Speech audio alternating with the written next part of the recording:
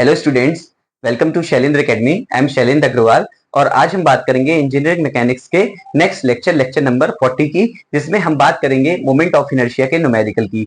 Previous video lecture जो lecture number 39 था, उसमें हमने फुल कॉन्सेप्ट आपको समझाया है कि मोमेंट ऑफ इनर्शिया के न्यूमेरिकल्स को कैसे लगाते हैं। उसको आपको बहुत अच्छे से देखना होगा, क्योंकि मोमेंट ऑफ इनर्शिया का न्यूमेरिकल का कॉन्सेप्ट अगर आपको समझ में आ गया तो आप उसके हर तरह के न्यूमेरिकल को लगा लेंगे। और उसके पहले लेक्चर नंबर जो 38 था, उसमें हमने विभिन्न प्रकार के शेप्स के मोमेंट ऑफ इनर्शिया बताए थे, जिनको आपको दिमाग में बैठाना जरूरी है, क्योंकि उसके बाद ही आपको समझ में आएगा कि किसी अलग अलग शेप की बॉडी का मोमेंट ऑफ इनर्शिया हम निकालते कैसे हैं। क्योंकि अगर वो नहीं याद होगा तो हम एग्जाम हो या कहीं पर भी हो न्यूमेरिकल को कर नहीं पाएंगे। इसलिए लेक्चर नंबर 38 और लेक्चर नंबर 39 जरूर देखिए। और फिर लेक्चर नंबर 40 में हम आज इस न्यूमेरिकल को सॉल्व कराने वाले हैं, जो आपके सामने एक एल सेक्शन का न्यूमेरिकल दिख रहा है।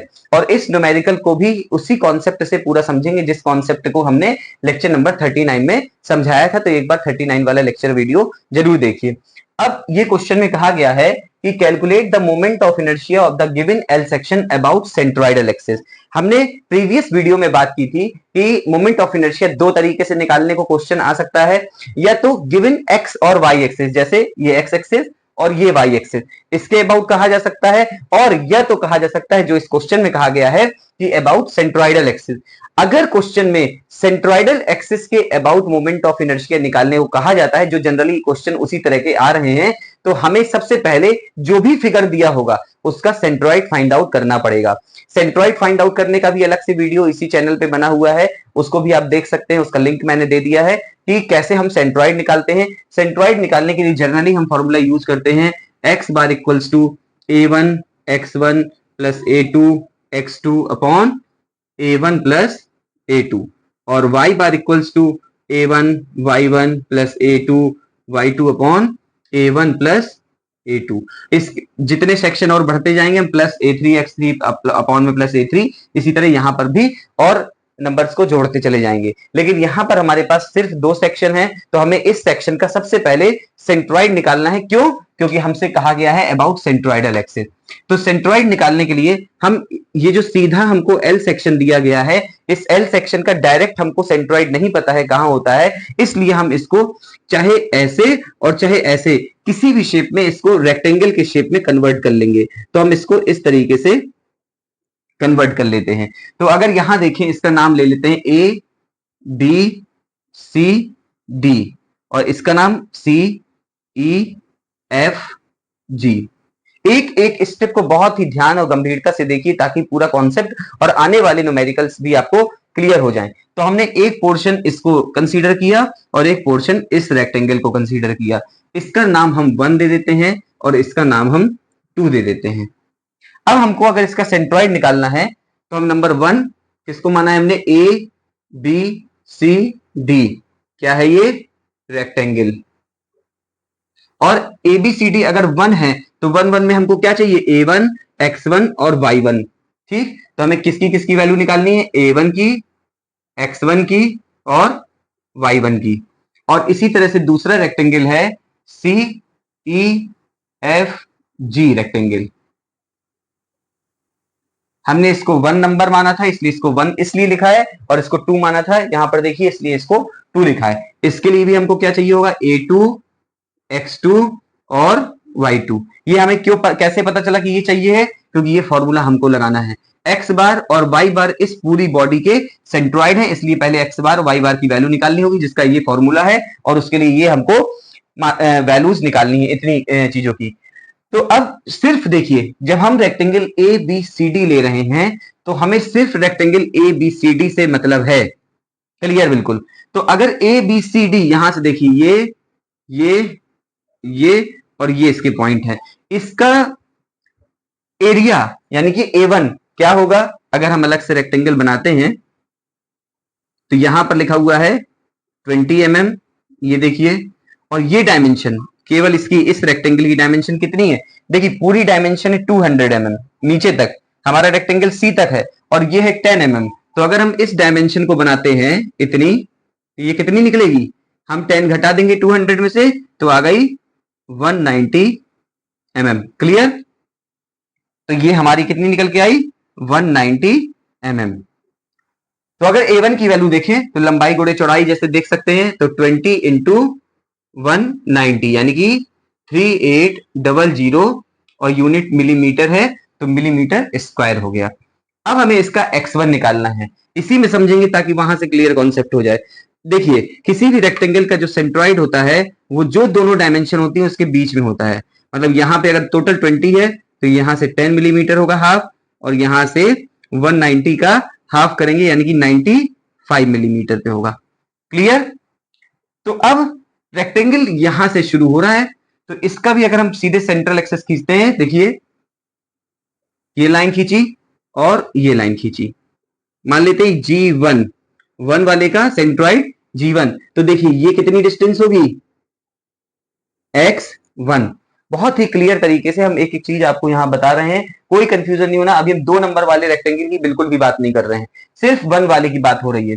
तो 1 वाले की ये पहली एक्सेस है।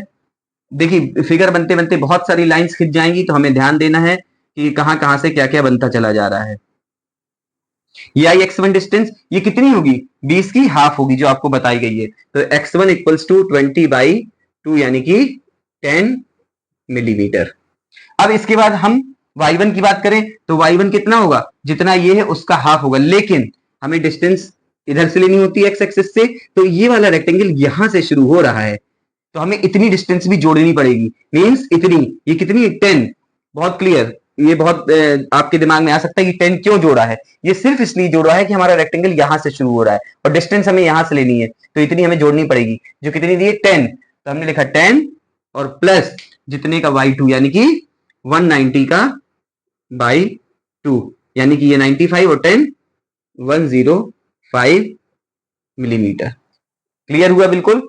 अब हमारा वन रेक्टेंगल की सारी वैल्यूज आ गई हैं, बहुत ही क्लियर। अब देखते हैं रेक्टेंगल दूसरा वाला, पहले वाला खत्म। रेक्टेंगल जब दूसरा वाला देखते हैं CEFG, तो इसको भी हम यहां पर बनाते हैं ताकि आपको बिल्कुल क्लियर कॉन्सेप्ट रहे। ये इस तरीके से है, यहां की डायमेंशन दी हुई है, पूरा रेक्टेंगल यहां से है 160 मिलीमीटर और ये दी हुई है 10 मिलीमीटर। तो एरिया कितना हुआ 160 इंटू 10 बराबर 1600 मिलीमीटर स्क्वायर। इसमें भी सेम कॉन्सेप्ट लगेगा, यहां से 160/2 यानी कि 80 मिलीमीटर और यहां से 5 मिलीमीटर। तो x2 कितना हुआ, इसको यहां बना देते हैं इसकी एक्सिस G2।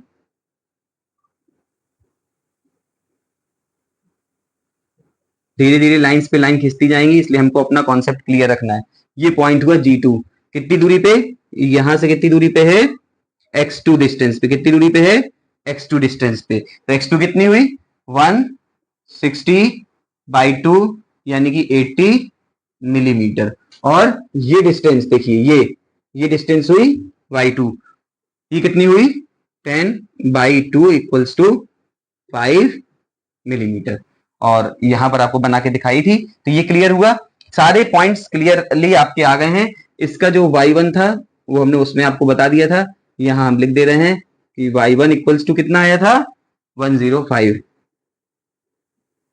तो ये हुआ सारी वैल्यूज, और ये वैल्यूज अगर इनमें कोई भी वैल्यू में जरा भी मिस्टेक होगी तो x बार और y बार सही नहीं आएगा, और जब x बार सही बार y बार सही नहीं आएगा तो आपकी सेंट्रोइडल डिस्टेंस सही, सेंट्रोइडल एक्सिस सही जगह पे नहीं आएगी, जिससे कि फिर क्वेश्चन गलत हो जाएगा। अब x बार फॉर्मूले को देखें, a1x1 3800 into 10 plus a2x2 1600 into 80 upon 3800 plus 1600। y bar equals to a1 यानी कि 3800 into y1 105 plus a2 1600 into y2 5 upon 3800 plus 1600। तो अगर हम इनको सॉल्व करते हैं x बार और y बार कितना आता है 3800 into 10 plus 1600 into 80 upon 3800 plus 1600। ये आया x बार 30.74 और y बार निकालते हैं 3800 into 105 plus 1600 into 5 upon 3800 plus 1600, ये आया 75.37 मिलीमीटर। तो इस तरह से जो सेंट्रोइडल एक्सिस की डिस्टेंस एक्स बार और वाई बार हमने निकाल ली। ये क्वेश्चन का एक हाफ स्टेप कंप्लीट हुआ जिसमें हमने एक्स बार और वाई बार निकाल ली। अब एक्स बार और वाई बार को हमको यहां पर बनाना है उन एक्सेस को, तब हम इसकी एक्चुअल एक्सेस निकाल पाएंगे जिसके अबाउट हमें क्वेश्चन में कहा गया है। तो अगर देखें वाई बार 75.37, जैसे कि कोई एक फिगर है और उस फिगर में आपको पता है कि इतनी दूरी 10 है, लेकिन आपकी सेंट्रोइडल डिस्टेंस 11 निकल के आई, तो आप उसके ऊपर ही तो बनाएंगे। तो यही ध्यान रखना है, वाई बार है 75.37 और यहां से आपकी एक डिस्टेंस पहले से 105 थी किसी भी चीज की, तो आपको पता है इतना 105 है, यानी 75 नीचे आएगा। तो यहां पर हमने, यहां पर ये है सेंट्रोइडल डिस्टेंस, सेंट्रोइडल एक्सिस जी जी, इसको ठीक कितनी हाइट पे, नीचे एक्स एक्सिस से वाई बार एक्स एक्सिस लिया जाएगा 75.37, हमने इतना मान लिया।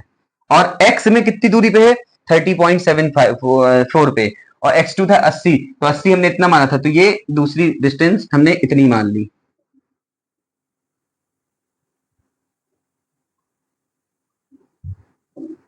ये यहां जी और यहां जी, ये जो आई एक्सिस, ये आई मेन सेंट्रोइडल एक्सिस।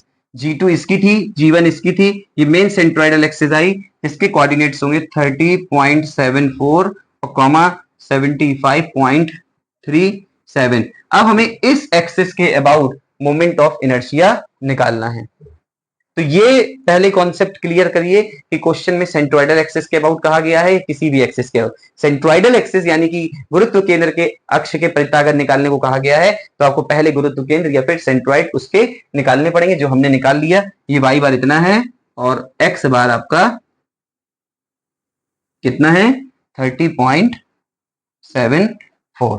क्लियर। अब हम इसका मोमेंट ऑफ इनर्शिया इस एक्सिस के अबाउट और इस एक्सिस के अबाउट निकालने वाले हैं, आप इसको नोट करिए। तो क्वेश्चन के एक स्टेप का पड़ाव पार करने के बाद अब हम लोग मुख्य पड़ाव पे आते हैं, जो हमें इसका मोमेंट ऑफ इनर्शिया निकालना है। मोमेंट ऑफ इनर्शिया को निकालने के लिए हम क्या लगाएंगे, पैरेलल एक्सिस थ्योरम या फिर समांतर अक्ष की प्रमेय। और समांतर अक्ष की प्रमेय होती है आई एक्स एक्स बराबर I g g plus a h square. इसके एक एक टर्म को आपको पिछले वीडियो में एक्सप्लेन किया गया है, आप वहां पर जाकर के देख सकते हैं। आई एक्स एक्स वो एक्सिस है जिसके परिता हमको सेंट्रोइडल एक्सिस है, वो इस पूरे सेक्शन का मोमेंट ऑफ इनर्शिया निकालना है, तो वो है सेंट्रोइडल एक्सिस जो ये निकल करके आई है।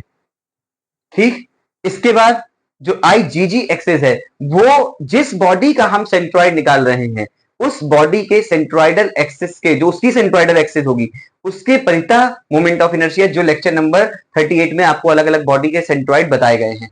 ए होगा उस पर्टिकुलर बॉडी का जिसका हम मोमेंट ऑफ इनर्शिया निकालना है, एरिया। और एच होगा, एच दो एक्सिस के बीच की डिस्टेंस होगी, पहली वो मुख्य एक्सिस जिसके अबाउट हमको मोमेंट ऑफ इनर्शिया निकालना है, और दूसरी एक्सिस जिस बॉडी का निकाल रहे हैं उसकी सेंट्रोइडल एक्सिस के बीच की दूरी। आप इसको फिर से सुन लीजिए, क्योंकि एक एक टर्म अगर क्लियर होगा जो कि हम आपको करा रहे हैं तो आपको पूरा सब समझ में आ जाएगा। अब ये वाली जो एक्सिस है इसको हम नाम देते हैं एक्स एक्स, क्योंकि इसके परिता हमको मोमेंट ऑफ इनर्शिया निकालना है। उस समय इसका जी आया था सेंट्रोइड, इसलिए उसको जी लिख दिया था। अब ये है एक्स एक्सिस वो और ये है वाई एक्सिस वो। क्योंकि यहां पर भी एक और दो, टोटल बॉडी दो हैं, इसलिए हमारा जो फॉर्मूला बनेगा, अब इसको हम हटाते हैं यहां से, ये केवल आपको समझाने के लिए था कि total moment of inertia of this combined figure about X axis equals to I X axis 1 plus I x X 2, क्योंकि एक नंबर ये है और दूसरा नंबर ये है। इसको आगे बढ़ाते हैं, आई एक्स एक्स बराबर क्या लिखा था अभी फॉर्मूला, अगर याद करें आप, कि I x x equals to I g g plus a h square. तो आई एक्स एक्स 1 बराबर I g g 1 plus a 1 h 1 square plus I g g 2 plus a 2 h 2 square. बिल्कुल clear. अगर तीसरा section भी होता तो हम इसमें एक पार्ट और ऐड कर देते। अब इसके आगे इनमें क्या वैल्यूज पुट करेंगे वो भी ध्यान से समझिए। आई एक्स एक्स बराबर किसी भी, ये रेक्टेंगल है दोनों बॉडी में, ये होता है बी, हमने आपको बताया था बेस, और ये होता है डी। यही सब समझने के लिए हम आपसे बार बार बोलते हैं कि लेक्चर नंबर 38 39 जरूर देखिए। तो जब इसका moment of inertia x axis के अबाउट निकाला जाएगा इसकी, तो आएगा बी डी क्यू अपॉन 12, और जब इसी का moment of inertia Y axis के अबाउट निकाला जाएगा तो आएगा डी बी क्यू अपॉन 12। क्योंकि यहां दोनों ही रेक्टेंगल है इसलिए हम सिर्फ रेक्टेंगल की अभी बात करते हैं। तो आई जी जी वन एक्स एक्सिस के अबाउट ले रहे हैं तो हम इसको लेंगे, क्योंकि वन है तो B one D one cube upon 12 plus area भी हो जाएगा B one into D one. और एच वन, देखिए एच वन का क्या कॉन्सेप्ट है, एच वन का कॉन्सेप्ट समझिए बिल्कुल ध्यान से। मान लीजिए ये कोई बॉडी है, ठीक, ये अगर कंबाइंड एक बॉडी है तो इस बॉडी की भी पूरी एक सेंट्रोइडल एक्सिस होगी, जैसे कि इस पूरी बॉडी की सेंट्रोइडल एक्सिस ये आई है, बहुत ध्यान से सुनिए।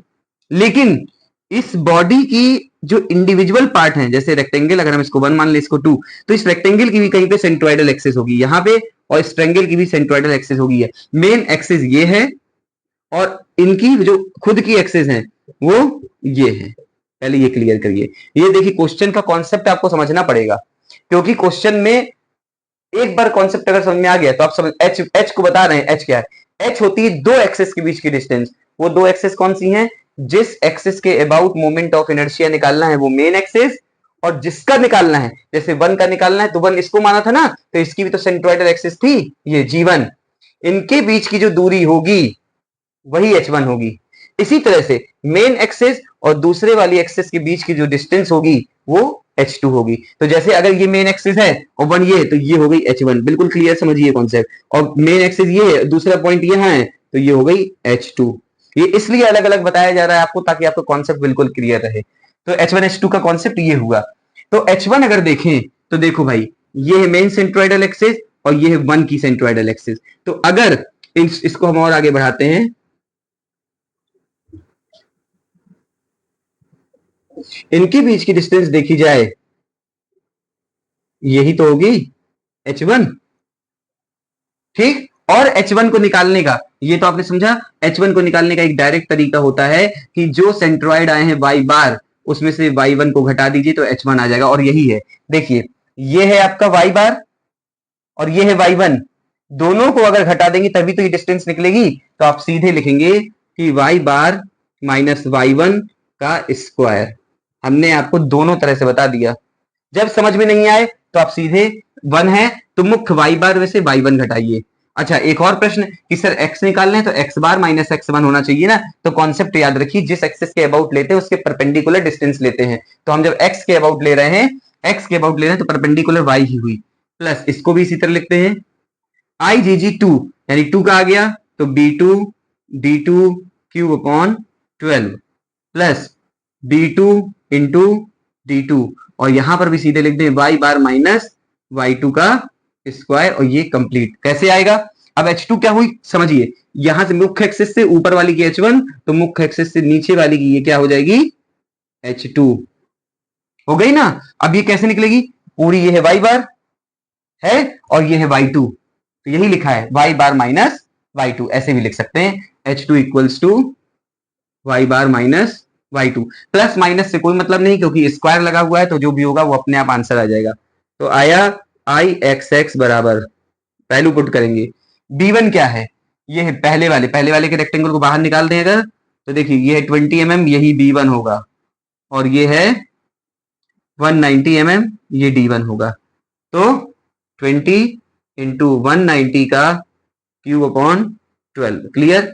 b1 हो गया 20 और d1 हो गया 190 प्लस b1 इंटू d1, और y बार कितना आया था, y बार था आपका 75.37 माइनस y1 कितना था 105 का स्क्वायर, भले ही बड़ा है माइनस में प्लस हो जाएगा प्लस।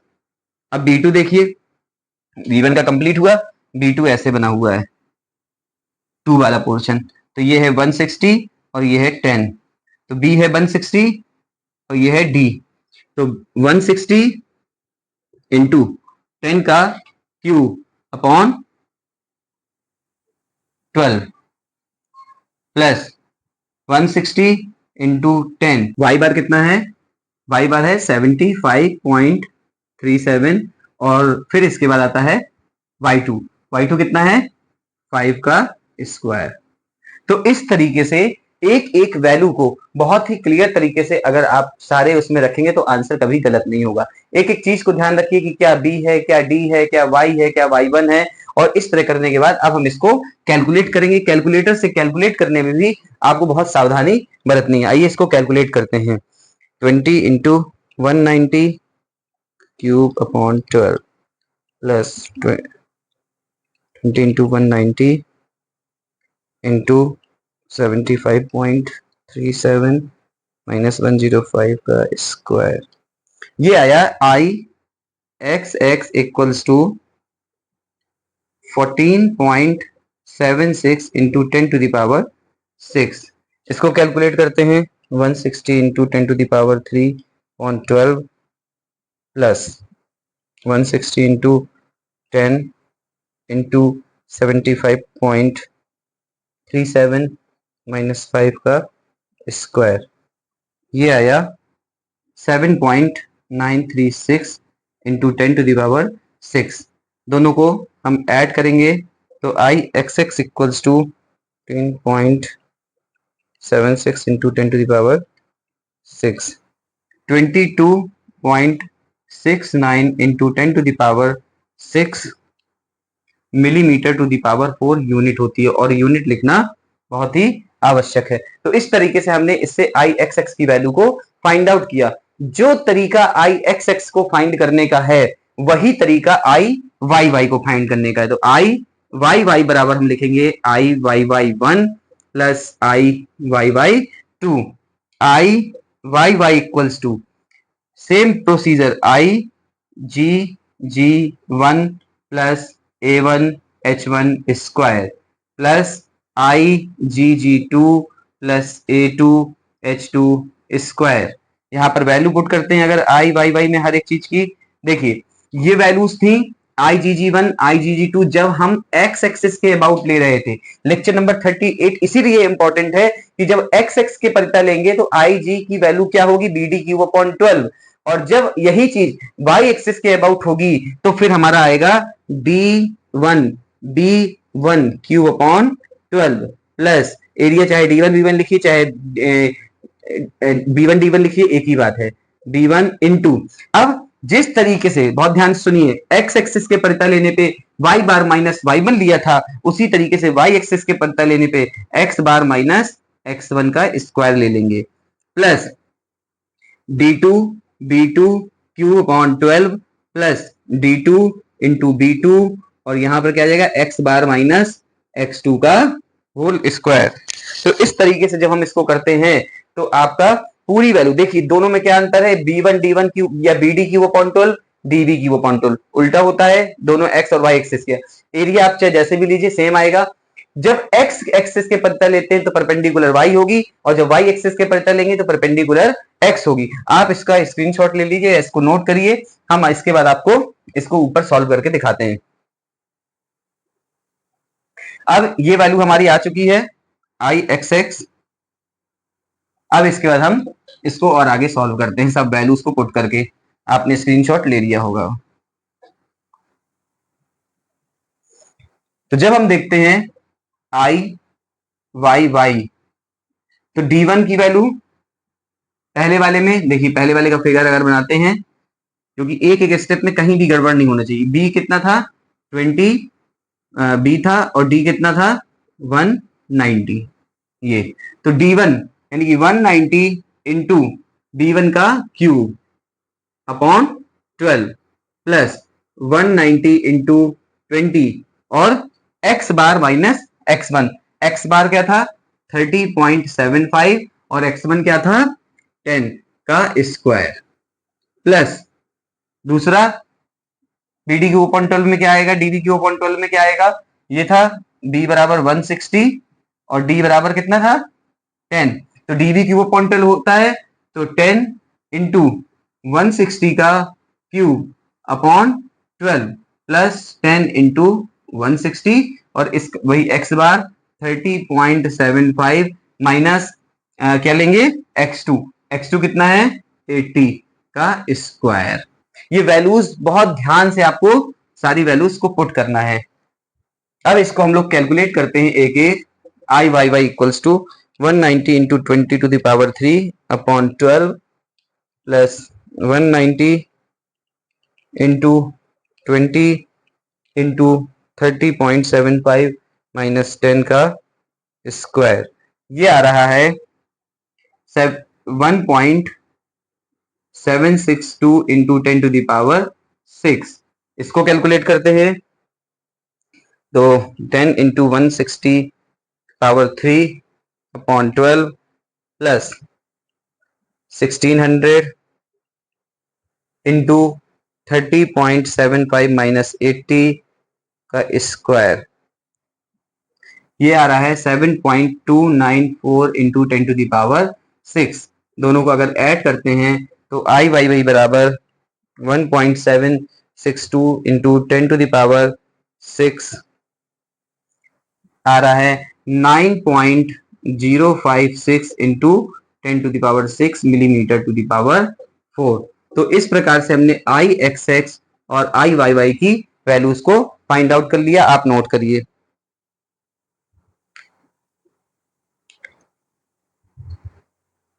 इन वैल्यूज को निकालने के बाद हमारा क्वेश्चन कंप्लीट हो गया, क्योंकि क्वेश्चन में कहा गया था calculate the moment of inertia about of the L section about centroidal axis. बहुत क्लियरली आपको एक एक स्टेप को ध्यान में रख के बताया गया है। इसके बाद इस क्वेश्चन में भी अगर और कुछ पूछ लिया जाता, जैसे ये आपने आई एक्स एक्स निकाला था, क्या आया था, यहां हम रखते हैं I x x equal 20.69 into 10 to the power 6 millimetre to the power 4। ये दोनों वैल्यू आपकी निकल आई। इसको हम हटा देते हैं। अगर इसके बाद आपसे क्वेश्चन में कहता है कि पोलर मोमेंट ऑफ इनर्शिया निकालिए, पोलर मोमेंट ऑफ इनर्शिया, तो वही होता है जो परपेंडिकुलर एक्सिस थ्योरम से आता है, I z z equals to I x x plus I y y. तो I z z equals to, हम इन दोनों को अगर जोड़ दें तो वैल्यू क्लियर हो जाएगी 20.69 इंटू क्या प्लस 9.056, तो आ जाएगा 31.746 into 10 to the power 6 millimetre to the power 4। ये तीसरा आंसर अगर किसी क्वेश्चन में पूछ लिया जाता है कि पोलर मोमेंट ऑफ इनर्शिया निकालिए, I x x I y y I z z, इससे आ जाएगा। फिर अगर क्वेश्चन में कहता है कि रेडियस ऑफ जायरेशन निकालिए, यानी कि परिभ्रमण त्रिज्या निकालिए, तो वो क्या होगी के एक्स एक्स बराबर under root I x x upon a और k y y equals to I y y upon a. I x x की वैल्यू ये, आई वाई वाई की वैल्यू ये, कैपिटल ए टोटल एरिया हो जाएगा जो हम दोनों का जोड़ करके निकाल सकते हैं। तो इस तरीके से पूरा क्वेश्चन कंप्लीट होता है कि हम कैसे जो है मोमेंट ऑफ इनर्शिया को कैलकुलेट करेंगे। लेकिन सभी विद्यार्थियों से मेरा यही कहना रहेगा कि मोमेंट ऑफ इनर्शिया को समझने के लिए लेक्चर नंबर 38, 39 और 40 को आराम से, इत्मीनान से, ध्यान से कंसंट्रेट होकर के देखेंगे तो इससे बेस्ट मोमेंट ऑफ इनर्शिया आपको समझ में नहीं आ सकता। एक एक स्टेप लिया गया है, चाहे वो एच को समझाने के लिए हो, चाहे वो वाई बार को समझाने के लिए हो, चाहे वो जिस एक्सिस के अबाउट मोमेंट ऑफ इनर्शिया को समझाने के लिए हो। तो अब हमारा यहाँ से जो इंजीनियरिंग मैकेनिक्स कोर्स चल रहा था उसकी 4th यूनिट कंप्लीट होती है। न्यूमेरिकल्स बहुत तरह के हैं जिनको बाद में सेपरेट एक प्लेलिस्ट में बीटीयूपी बोर्ड के न्यूमेरिकल्स में डाल दिया जाएगा। अभी हम कोर्स कर रहे हैं इसलिए ये न्यूमेरिकल को करवाया गया और इस न्यूमेरिकल में आपको सब कुछ x x y y z z radius of gyration सब बता दिया गया है। अब लेक्चर नंबर 41 से हम स्टार्ट करेंगे 5th यूनिट जो है सिंपल लिफ्टिंग मशीन, और वो भी बहुत ही इंपॉर्टेंट चैप्टर है। अभी भी एग्जाम के लिए आपके पास समय है तो आप बराबर से जुड़े रहिए और वीडियोस को शेयर करते रहिए अपने फ्रेंड के साथ, क्योंकि आप लोग को बहुत बढ़िया से नोट्स प्रोवाइड किए जा रहे हैं। तो अब हम लोग नेक्स्ट वीडियो लेक्चर नंबर 41 में मिलेंगे जिसमें 5th यूनिट को स्टार्ट करेंगे। तब तक keep watching, keep sharing and keep supporting. Thank you so much. Thank you.